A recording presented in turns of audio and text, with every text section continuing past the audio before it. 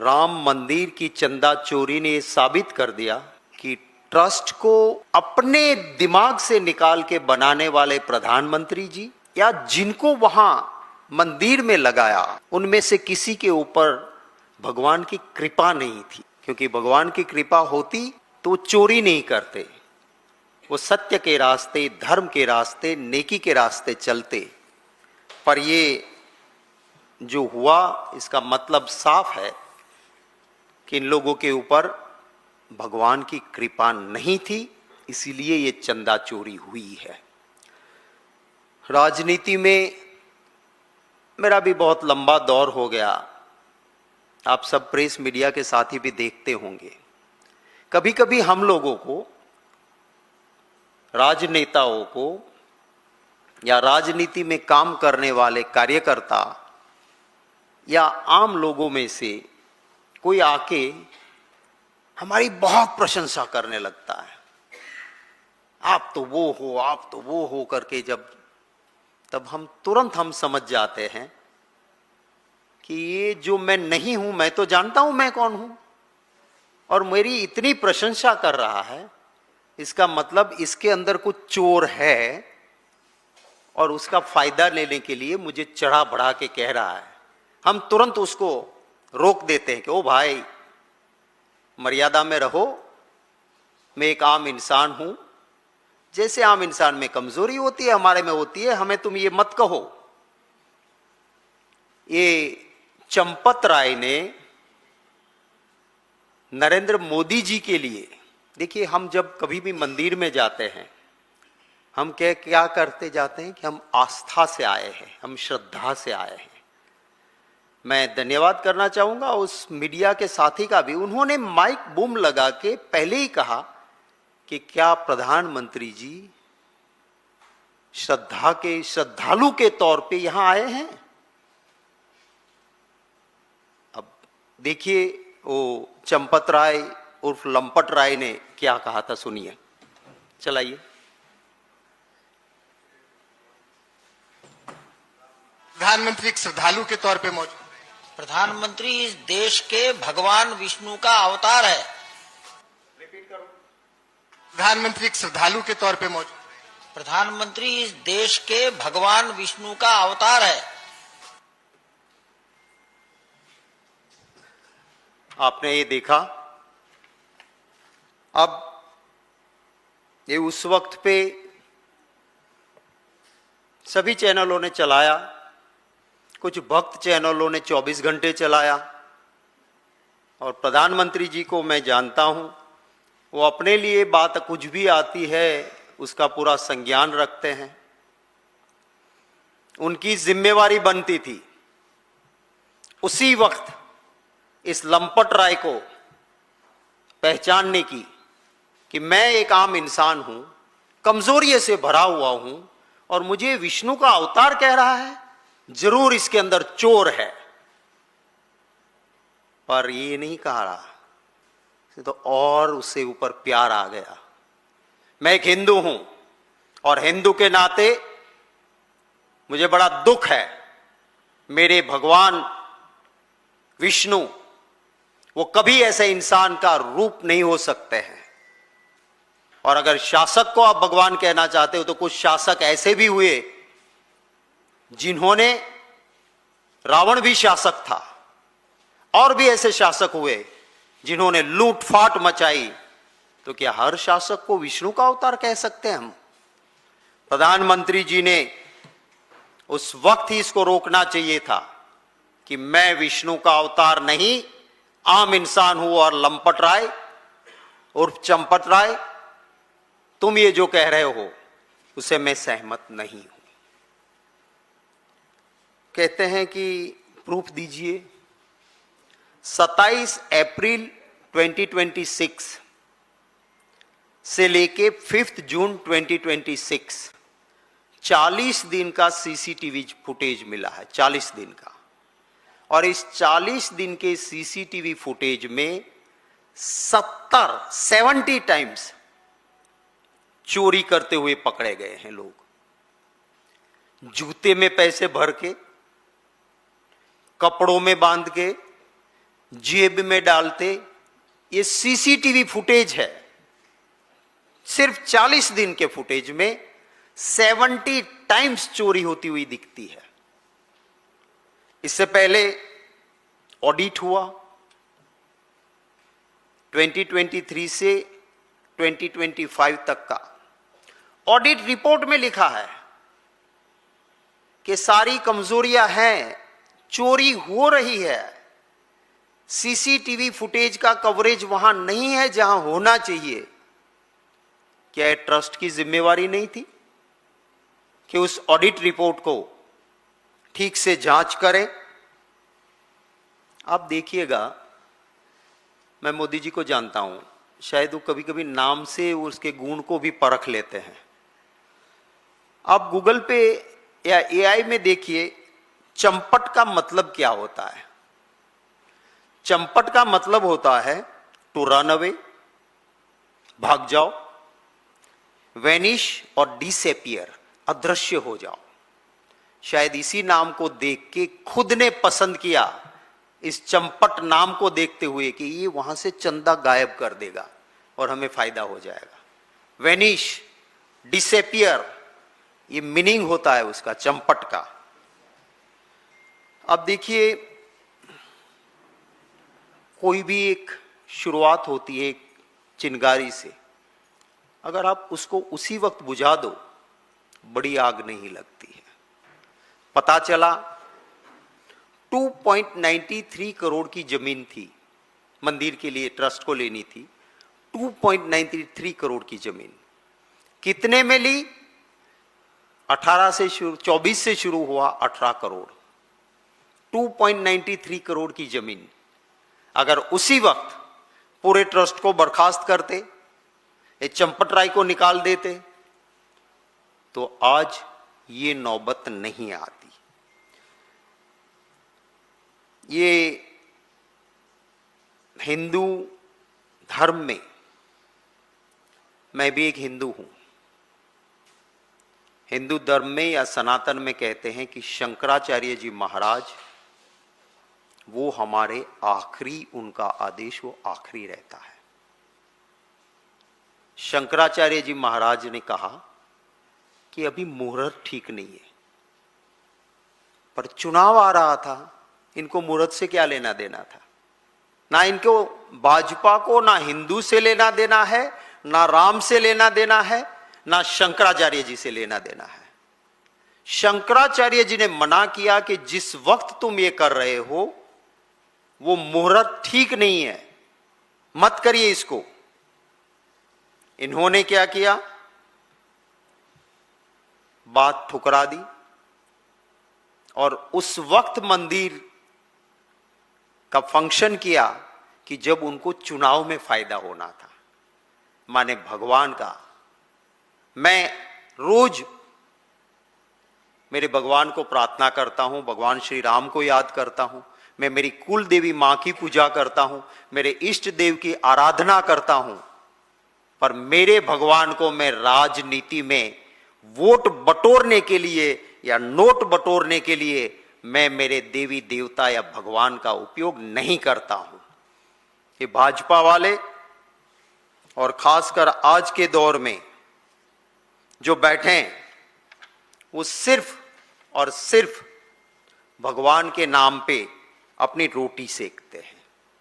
कुछ लोगों ने उस वक्त भी कहा, पहले शंकराचार्य जी ने भी मना किया, कोई नहीं गए वहां, एक भी शंकराचार्य जी, पर इनको सिर्फ राजनीति करनी थी। कुछ लोग सोशल मीडिया में उस वक्त भी लिखते थे कि काला तो कन्हैया होता है। भगवान श्री राम फेयर स्किन थी, उसकी जो चेहरे पे तेज था, उसकी जो स्किन थी वो फेयर थी, काले नहीं थे। तो लोग उस वक्त भी सवाल करते थे कि मूर्ति काली क्यों बनाई। कुछ लोग ये भी कहते थे कि राम का मंदिर कहीं पर भी, हर गांव में राम का मंदिर है, वहां जाएंगे वहां राम दरबार होता है। माने भगवान श्री राम, सीता मैया, पूरा राम दरबार वो रहता है, परिवार रहता है।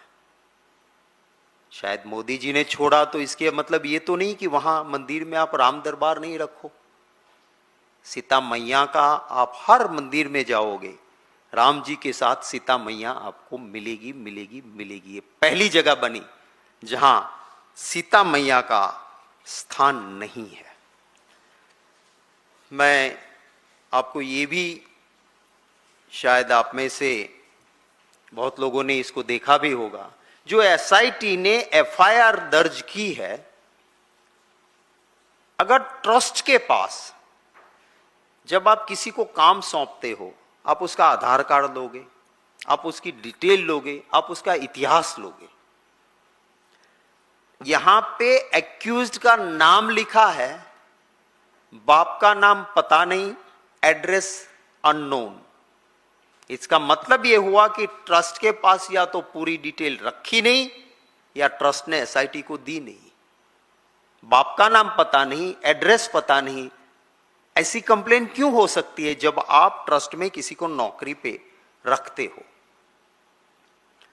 एक और बात है, पूरे ट्रस्ट को धर्म गुरुओं की मांग के अलग हटके मांग से मोदी जी ने खुद चयन किया कि ट्रस्ट कैसा होगा। सुप्रीम कोर्ट में भी सेंट्रल गवर्नमेंट में मोदी जी की सरकार की एफिडेविट अपने तरफ से ट्रस्ट बनाने की आई। तो जिम्मेवारी किसकी बनती है? अगर मैं किसी को अपॉइंट कर रहा हूं और वो कुछ गलत करता है तो मेरी भी जिम्मेवारी आती है। और वैसे भी पहरेगर या जिसे हम चौकीदार कहते हैं, वो चुप नहीं रह सकता है। अटल जी ने बहुत अच्छे से कहा कि पहरेदार जब अब भौंकता नहीं है, चुप रहता है, इसका मतलब होता है कि वो चोर से मिला हुआ है। अटल जी की वो वीडियो सुनाइए। अगर पहरा देने वाला कुत्ता न भौंके तो समझना चाहिए कि वो चोरों को जानता है। रिपीट करो। अगर पहरा देने वाला कुत्ता न भौंके तो समझना चाहिए कि वो चोरों को जानता है।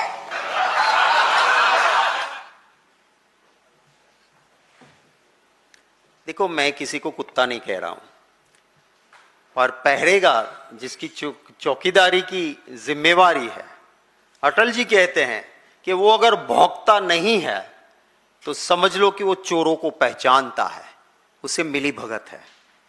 इधर जो चौकीदार है, मैं नहीं कहूंगा भौंकता नहीं है, पर मैं कहता हूं क्यों चुप रहता है, क्यों अभी तक बोलता नहीं है। ये जो कुछ इतना हुआ है उसके लिए बोलना चाहिए। अरे राम मंदिर किसी के बाप का नहीं है, सबका अधिकार है। हर श्रद्धावान व्यक्ति का ये श्रद्धा का प्रतीक है राम।